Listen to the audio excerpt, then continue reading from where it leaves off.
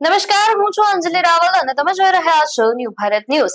મહત્વના સમાચાર સામે આવ્યા છે કે ગુજરાતમાં વરસાદી માહોલ યથાવત રહેવાની આગાહી કરાઈ છે।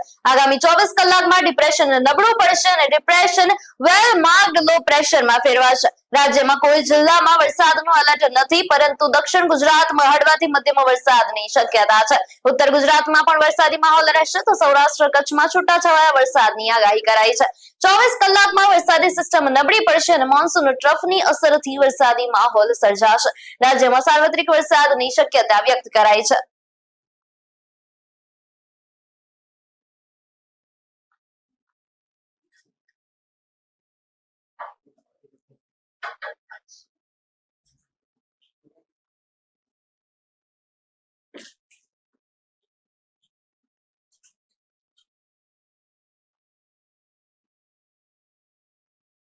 તો મોડી રાત્રે હર્ષ સંઘવીની ઇમરજન્સી બેઠક યોજાઈ હતી। અમદાવાદ એરપોર્ટના ગુજ સેલમાં બેઠક યોજાઈ હતી અને ડીજીપી જીએસ મલિક સહિત અધિકારીઓ હાજર રહ્યા હતા।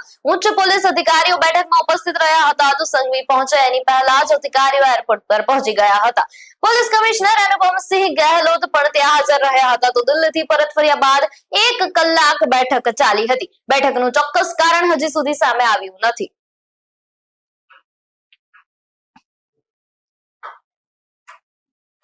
મહત્વના સમાચાર સામે આવ્યા છે કે ગુજરાતમાં હર્ષ સંઘવીએ મોડી રાત્રે બેઠક કરી હતી અને મોડી રાત્રે હર્ષ સંઘવીની ઇમરજન્સી બેઠક યોજાઈ હતી તો અમદાવાદ એરપોર્ટના ગુજ સેલમાં આ બેઠક યોજવામાં આવી હતી અને મોડી રાત્રે બેઠક યોજાઈ હતી, પરંતુ શું કારણ હતું એ હજી સુધી સામે આવ્યું નથી।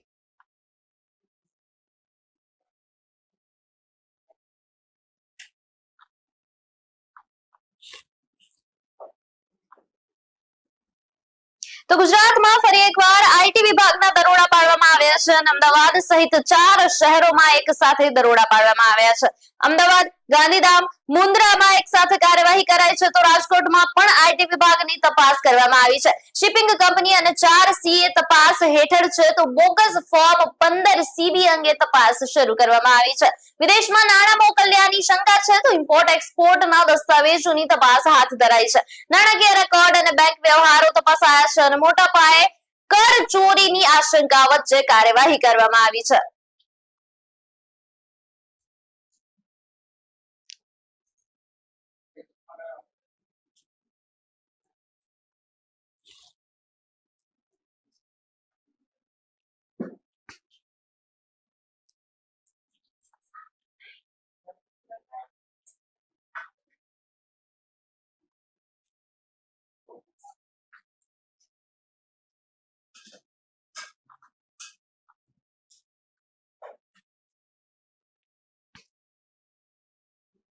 તો કોલકાતાની એક હોટલમાં મોડી રાત્રે ભીષણ આગની ઘટના સામે આવી છે। ફ્રી સ્કૂલ સ્ટ્રીટ વિસ્તારમાં આવેલી હોટલ તાઇબામાં રાત્રે લગભગ 2 વાગ્યે આગ લાગી હતી। આગ સમયે મોટાભાગના લોકો હોટલમાં ઊંઘી રહ્યા હતા અને હોટલમાં ધુમાડો ફેલાતા ગુંગળામણના કારણે 9 લોકોના મોત નીપજ્યા છે। મૃતકોમાં એક બાળકનો પણ સમાવેશ થાય છે જ્યારે 6 લોકો ઘાયલ થયા છે। ઘટનાની જાણ થતાં જ ફાયર બ્રિગેડ અને પોલીસની ટીમો તાત્કાલિક ઘટના સ્થળે પહોંચી હતી। હોટલમાં ફસાયેલા લોકોને બહાર કાઢવા રેસ્ક્યુ ઓપરેશન હાથ ધરાયું હતું અને હોટલમાંથી કુલ 28 લોકોને સુરક્ષિત બહાર કાઢવામાં આવ્યા અને તેમને કોલકાતાની અલગ-અલગ હોસ્પિટલમાં સારવાર અર્થે ખસેડવામાં આવ્યા છે। મૃતકોમાં મેઘાલય અને પશ્ચિમ બંગાળના અલીપુર દ્વારના રહેવાસીઓનો પણ સમાવેશ થાય છે તો કેટલાક બાંગ્લાદેશી નાગરિકો પણ હોટલમાં રોકાયા હતા અને તેમના પણ મૃત્યુ નીપજ્યા હોવાનું સામે આવ્યું છે। આગ રાત્રે જ કાબુમાં લેવામાં આવી હતી, જોકે આગ કયા કારણોસર લાગી તેનું કારણ હજી સુધી સામે આવ્યું નથી। નોંધનીય છે કે 17 ઓગસ્ટે બીરભૂમની હોટલમાં પણ આગથી 9 લોકોના મૃત્યુ નીપજ્યા હતા।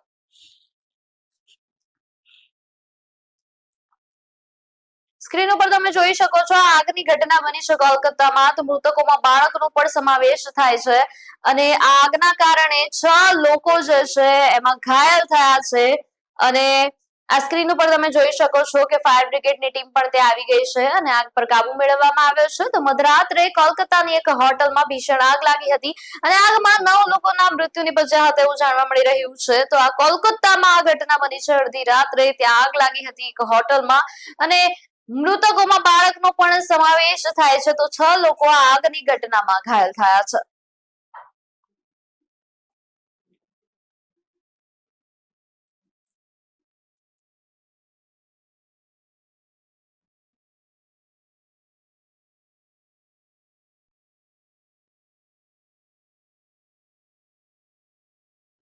એક મહત્વના સમાચાર અત્યારે આપણી સામે આવી રહ્યા છે કે ગુજરાતમાં દારૂબંધીના અમલના નિર્ણયને લઈને ઘણા સવાલો ઉભા થયા છે. તો અત્યારે દારૂબંધીને લઈને જે નિર્ણય કરવામાં આવ્યો હતો એને લઈને સવાલ ઉભા થયા છે. તો ભાવનગરમાં ડુપ્લિકેટ દારૂથી વધુ એકનું મોત નીપજ્યું છે. ખરકડી ગામમાં કથિત ઝેરી દારૂ પીવાથી બેના મોત નીપજ્યા છે.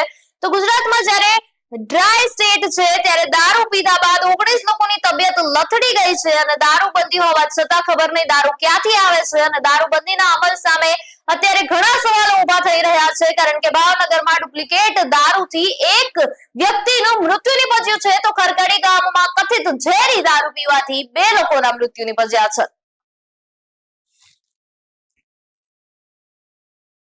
દારૂ પીધા બાદ 19 લોકોની તબિયત લથડી ગઈ છે. તો જ્યારે ગુજરાતને ડ્રાય સ્ટેટ આપવામાં આવ્યું છે અને અહીંયા દારૂ નથી લવાતો તો એ જ નથી સમજ પડતી કે વારંવાર દારૂ ક્યાંથી આવે છે. અને એસડીએમ અને નશાબંધી વિકાસે અત્યારે વિભાગ જે છે એમણે તપાસ હાથ ધરી છે. તો મોડી રાત્રે ગાંધીનગરથી કડક આદેશ મળ્યા છે અને દારૂબંધી સામે ઘણા સવાલો ઉભા થયા છે. તો પોલીસે 4 બુટલેગરોને દબોચી લીધા છે.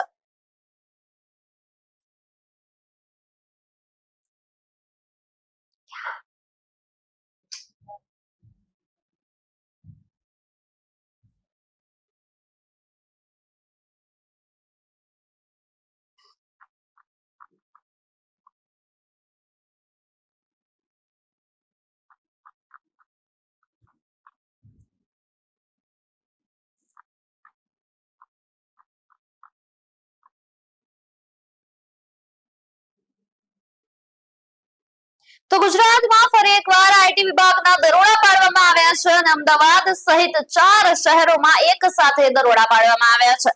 અમદાવાદ, ગાંધીધામ, મુન્દ્રામાં એક સાથે કાર્યવાહી કરાઈ છે. તો રાજકોટમાં પણ આઈટી વિભાગની તપાસ હાથ ધરવામાં આવી છે. શિપિંગ કંપની અને 4 સીએ તપાસ હેઠળ છે. તો બોગસ ફોર્મ 15 સીબી અંગે તપાસ શરૂ કરવામાં આવી છે. વિદેશમાં નાણાં મોકલાયાની શંકા છે. તો ઇમ્પોર્ટ એક્સપોર્ટના દસ્તાવેજોની તપાસ હાથ ધરાઈ છે. નાણાકીય રેકોર્ડ અને બેંક વ્યવહારો તપાસાયા છે અને મોટા પાયે કચોરી જે છે, કર ચોરી જે છે એની આશંકા વચ્ચે કાર્યવાહી કરવામાં આવી છે અને અમદાવાદ સહિત 4 શહેરોમાં એક સાથે દરોડા પાડવામાં આવ્યા છે. તો અમદાવાદ, ગાંધીધામ, મુન્દ્રામાં એક સાથે કાર્યવાહી થઈ છે. ત્યારબાદ રાજકોટમાં પણ આઈટીના દરોડા પાડવામાં આવ્યા છે.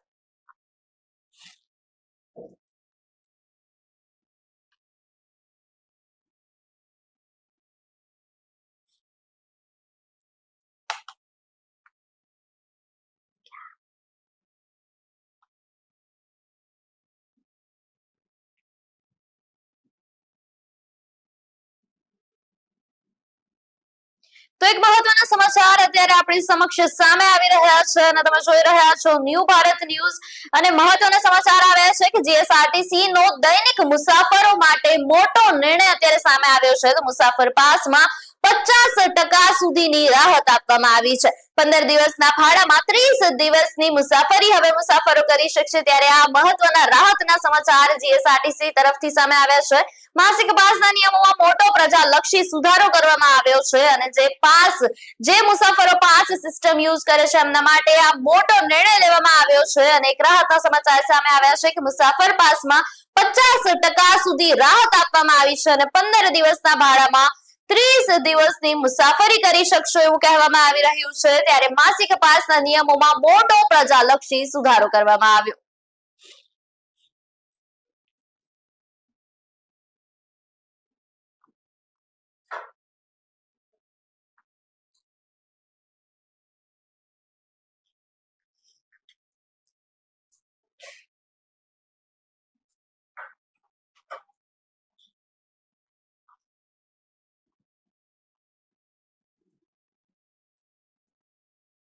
તો ઇન્ડિયન કોસ્ટ ગાર્ડના દમણ એર સ્ટેશન દ્વારા દરિયામાં એક અત્યંત સાહસિક અને ત્વરિત રેસ્ક્યુ ઓપરેશન હાથ ધરીને ડૂબતી બોટમાં ફસાયેલા 9 માછીમારોના જીવ બચાવી લેવામાં આવ્યા છે.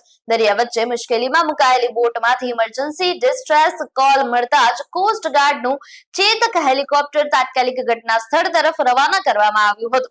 કોસ્ટગાર્ડના જવાનોએ ભારે જહેમત બાદ સફળતાપૂર્વક રેસ્ક્યુ ઓપરેશન પાર પાડી તમામ 9 માછીમારોને હેમખેમ એરલિફ્ટ કરી સુરક્ષિત બહાર કાઢ્યા હતા.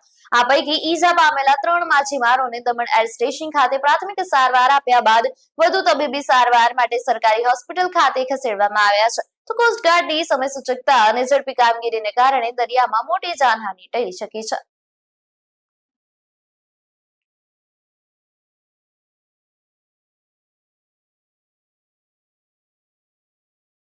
સમાજવાદી પાર્ટીના વરિષ્ઠ નેતા આઝમ ખાન સામે ઈડીએ મોટી કાર્યવાહી હાથ ધરી છે. દિલ્હીથી લઈને ઉત્તર પ્રદેશના રામપુર અને સહારનપુર સુધી કુલ 10 સ્થળોએ ઈડી દ્વારા એક સાથે દરોડા પાડવામાં આવ્યા છે. જૌહર યુનિવર્સિટી અને તેની સાથે જોડાયેલા સ્થળો પણ તપાસના દાયરામાં આવ્યા છે. ઈડીની ટીમો દ્વારા વિવિધ દસ્તાવેજો અને નાણાકીય વ્યવહારોની તપાસ કરવામાં આવી રહી છે અને આઝમ ખાન અને જૌહર યુનિવર્સિટી સાથે જોડાયેલા નાણાકીય વ્યવહારો અંગે તપાસ ચાલી રહી છે. ઈડીની આ કાર્યવાહી પીએમએલએ હેઠળ કરવામાં આવી રહી હોવાનું સામે આવ્યું છે. તો દરોડા દરમિયાન અધિકારીઓ દ્વારા સંબંધિત દસ્તાવેજો અને અન્ય રેકોર્ડની તપાસ કરવામાં આવી રહી છે. દિલ્હી, રામપુર અને સહારનપુર એક સાથે કાર્યવાહી થતા રાજકીય વર્તુળોમાં પણ ચર્ચા શરૂ થઈ ગઈ છે. જો કે ઈડીની તપાસ પૂર્ણ થયા બાદ જ સમગ્ર મામલે વધુ વિગતો સ્પષ્ટ થશે. હાલ ઈડી દ્વારા અલગ અલગ સ્થળોએ સર્ચ ઓપરેશન ચાલુ રાખવામાં આવ્યું છે.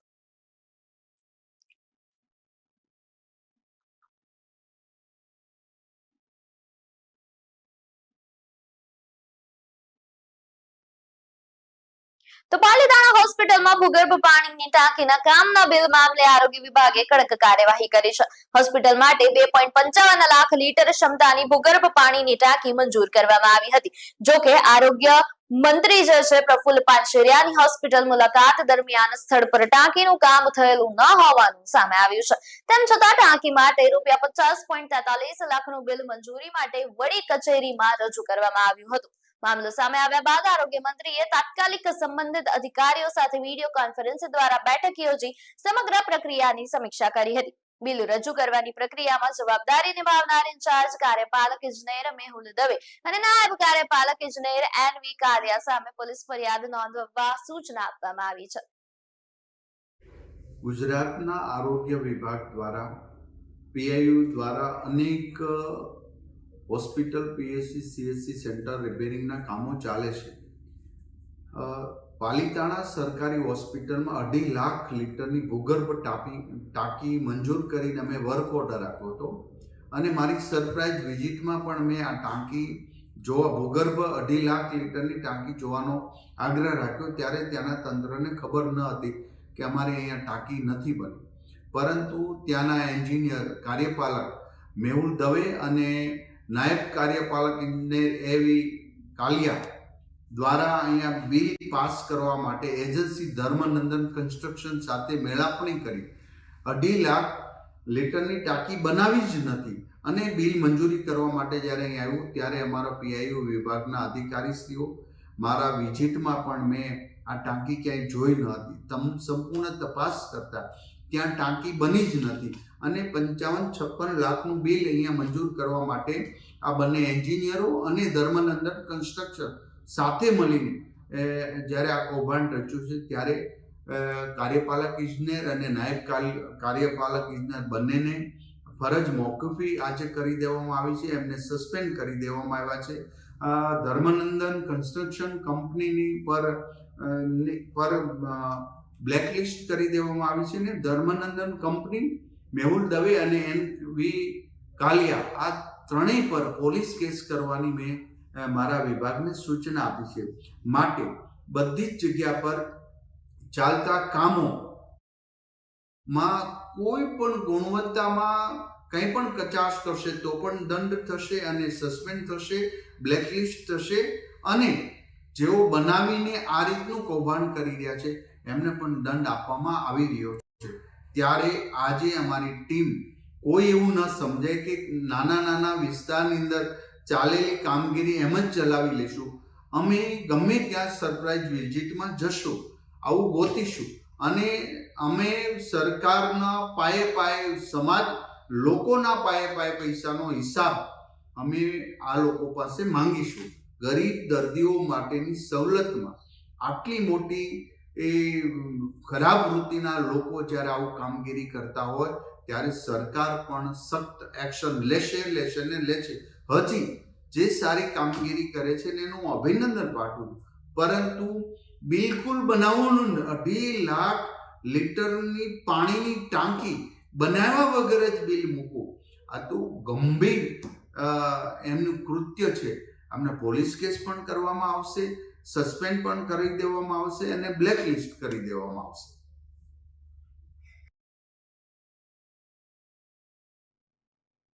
તો મોરબીમાં વીજ લાઈનના મુદ્દે ખેડૂતોનો ભાજપ સામે વિરોધ ઉગ્ર બન્યો છે.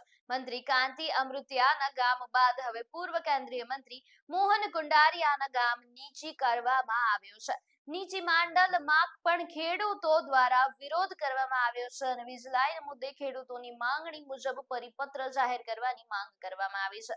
ખેડૂતો સ્પષ્ટ ચીમકી આપવામાં આવી છે ખેડૂતો દ્વારા કે માંગણી મુજબ પરિપત્ર જાહેર નહીં થાય તો 2027ની ચૂંટણીમાં ભાજપના ઉમેદવારોને ગામમાં પ્રવેશ નહીં આપવામાં આવે. આ ચીમકી સાથે નીચી માંડલમાં વિરોધના બેનરો લગાવવામાં આવ્યા છે અને મોરબી જિલ્લામાં વીજ લાઈનના મુદ્દે ખેડૂતો દ્વારા અલગ અલગ ગામોમાં વિરોધ કરવામાં આવી રહ્યો છે.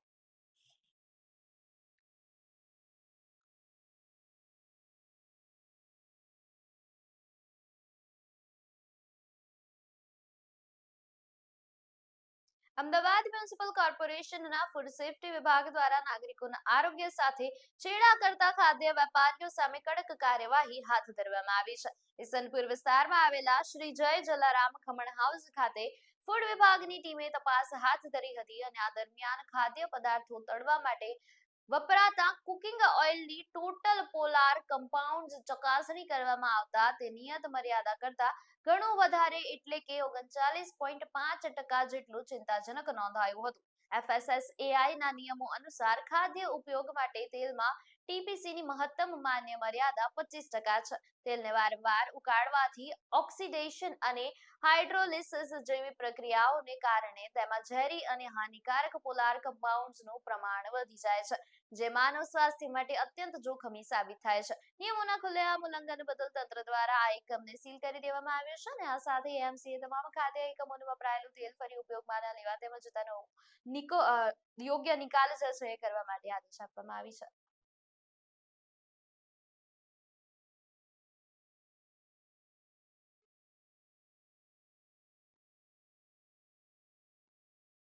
સુરતમાં શ્રાવણ મહિનાને લઈને SMCના આરોગ્ય વિભાગે સરપ્રાઇઝ ચેકિંગ હાથ ધર્યું છે. શ્રાવણ દરમિયાન ફરાળી લોટ અને મસાલાની માંગ વધતી હોવાથી પાલિકાની ટીમે શહેરના વિવિધ વિસ્તારોમાં તપાસ કરી હતી. આરોગ્ય વિભાગની ટીમે ફરાળી લોટ અને મસાલા વેચતા વેપારીઓને ત્યાં પહોંચી ખાદ્ય ચીજ વસ્તુઓની ચકાસણી કરી હતી. તપાસ દરમિયાન વિવિધ ખાદ્ય પદાર્થોના સેમ્પલ લેવામાં આવ્યા છે અને પાલિકાની ટીમ દ્વારા લેવામાં આવેલા સેમ્પલ હવે લેબોરેટરીમાં તપાસ માટે મોકલવામાં આવશે. લેબોરેટરીના રિપોર્ટમાં ખાદ્ય પદાર્થોની ગુણવત્તા અંગે જે વિગતો સામે આવશે તેના આધારે આગળની કાર્યવાહી કરવામાં આવશે. શ્રાવણ મહિનામાં ઉપવાસ દરમિયાન ફરાળી લોટ અને વિવિધ મસાલાનો ઉપયોગ મોટી સંખ્યામાં લોકો કરતા હોય છે, ત્યારે ખાદ્ય ચીજ વસ્તુઓની ગુણવત્તા જળવાય તે માટે આરોગ્ય વિભાગ દ્વારા ચેકિંગ કરવામાં આવ્યું છે. પાલિકાની ટીમે વેપારીઓ પાસેથી સેમ્પલ લઈ ગુણવત્તા તપાસની પ્રક્રિયા શરૂ કરી છે.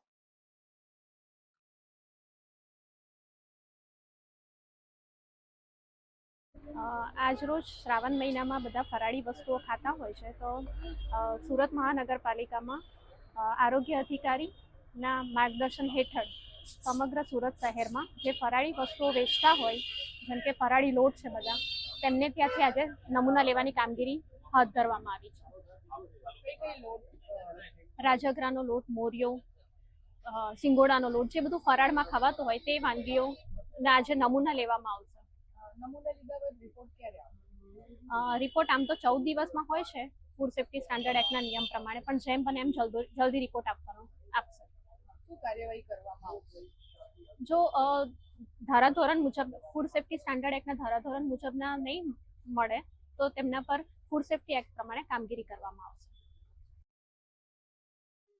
સંસ્કારી નગરી વડોદરામાં બિસ્માર રસ્તાઓ અને ખાડા રાજ સામે પાલિકા તંત્રની ઘોર બેદરકારી અને બેવડા વલણનો ચોંકાવનારો કિસ્સો સામે આવ્યો છે. મહાનગરપાલિકાના વોર્ડ નંબર 7ના ભાજપના મહિલા કાઉન્સિલર શ્વેતાબેન ઉત્તેકરના વૃદ્ધ માતા પિતા કારેલીબાગ વિસ્તારમાં આવેલી રામદેવ પીરની ચાલી પાસેથી 2 વ્હીલર પર પસાર થઈ રહ્યા હતા ત્યારે રસ્તા વચ્ચે પડેલા ઊંડા ખાડાના કારણે તેઓ બાઇક પરથી નીચે પટકાઈ પડ્યા હતા. અકસ્માત બાદ તરત જ હરકતમાં આવેલા પાલિકા તંત્રએ ગણતરીના કલાકોમાં જ ત્યાં પહોંચીને ખાડા પૂરવાની કામગીરી પૂર્ણ કરી નાખી હતી. આ ઘટનાને પગલે શહેરીજનોમાં ભારે આક્રોશ જોવા મળી રહ્યો છે. સામાન્ય નાગરિકો જ્યારે બિસ્માર રસ્તાઓની અસંખ્ય ફરિયાદો કરે ત્યારે ઘોર નિંદ્રામાં રહેતું તંત્ર કાઉન્સિલરના પરિવાર સાથે અકસ્માત સર્જાતા જ દોડતું થઈ ગયું, જેને લઈને મહાનગરપાલિકાની ભેદભાવ ભરી નીતિ સામે ગંભીર સવાલો ઉભા થયા છે.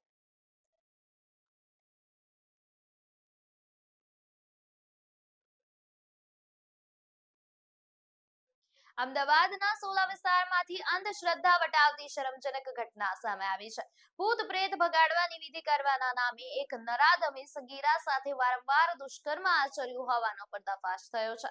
આરોપીએ પરિવારની આર્થિક મજબૂરી, અંધશ્રદ્ધા અને સોનું મેળવવાની લાલચનો ભરપૂર ગેરલાભ ઉઠાવીને આ ગંદુ કૃત્ય આચર્યું હતું. સમગ્ર મામલાની ભાંડો ફૂટતા જ સગીરા સાથેના વાંધાજનક ફોટા સોશિયલ મીડિયા પ્લેટફોર્મ ઉપર વાયરલ થયા હતા. આ બાબત સામે આવતા જ પરિવારે તાત્કાલિક પોલીસનો સંપર્ક કર્યો હતો અને સોલા પોલીસે તાબડતોડ કાર્યવાહી હાથ ધરીને આરોપી ચંદ્રકાંત પંચાલની ધરપકડ કરી લીધી છે.